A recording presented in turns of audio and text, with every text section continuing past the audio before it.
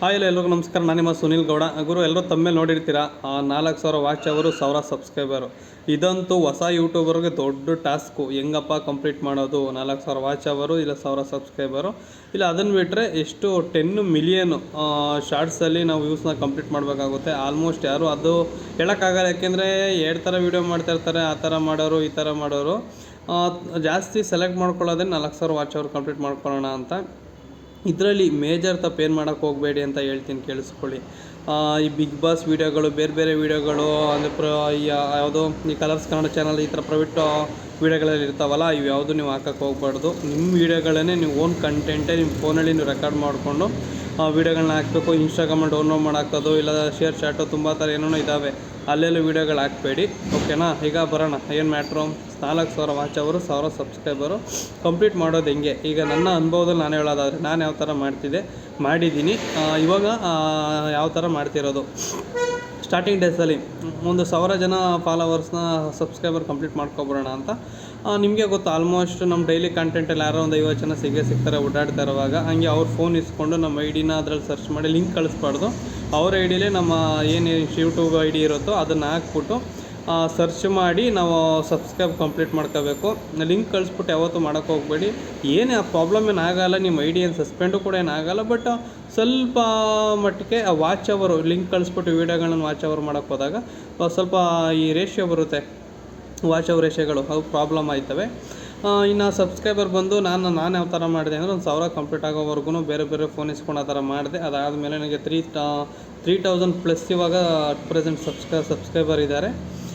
ಅದೇ ಬಿಟ್ಟರೆ ಇನ್ನು ವೀಡಿಯೋಗಳು ಮೇನ್ 4,000 ವಾಚ್ ಅವರ್ ಕಂಪ್ಲೀಟ್ ಮಾಡೋದು ಅಂತ ದೊಡ್ಡ ಟಾಸ್ಕ್ ಗುರು. ಈಗ ಅಟ್ ಪ್ರೆಸೆಂಟ್ ನನಗೆ ಇವಾಗ 100 ಸಮಥಿಂಗ್ ಆಗಿದ್ದಾರೆ ಅಷ್ಟೇ. 100 ಗಂಟೆ ಮೇಲೆ ವಾಚ್ ಅವರ್ ಕಂಪ್ಲೀಟ್ ಆಗ್ತಿದ್ದಾರೆ.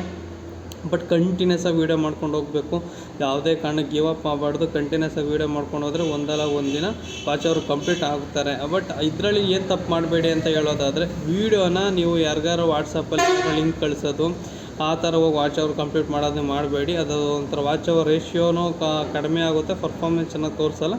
ಮಾಡಿದರೆ ಬೇಕಾದ್ರೆ ಬೇರೆಯವ್ರ ಮೊಬೈಲ್ ಇಸ್ಕೊಂಡು ನೀವು ಐ ಡಿ ಹಾಕ್ಬಿಟ್ಟು ಆ ಅಕೌಂಟಲ್ಲಿ ನಿಮ್ಮ ಏನು ಯೂಟ್ಯೂಬ್ ಚಾನಲ್ ಇದೆ ಓಪನ್ ಮಾಡಿಕೊಂಡು ವೀಡಿಯೋ ನೋಡಿ. ಮತ್ತು ನಿಮ್ಮ ಫೋನಲ್ಲೂ ಅಷ್ಟೇ, ನೀವು ನಿಮ್ಮ ಮೊಬೈಲ್ ಅಪ್ಲೋಡ್ ಮಾಡಿಬಿಟ್ಟು ವೀಡಿಯೋನ ಕಂಟಿನ್ಯೂಸ್ ಆಗಿ ನೋಡೋದು.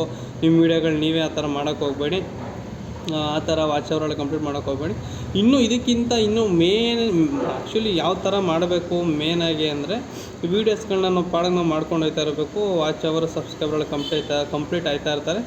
ಸ್ವಲ್ಪ ಏನಾರು ಒಂದು ಈಗ ಒಂದು ಅದರಲ್ಲಿ ಏನೈತೆ 4,000 ವಾಚ್ ಅವರ್ ಕಂಪ್ಲೀಟ್ ಆಗಬೇಕಂತ ಇರುತ್ತಲ್ಲ, ನಮಗೇನೋ ಆದಷ್ಟು ಬೇಗ ರೀಚ್ ಆಯ್ತೀವಿ ಅನ್ನೋ ಲೆಕ್ಕಾಚಾರದಲ್ಲಿ ಹಂಗೆ ಮಾಡ್ತೀವಿ.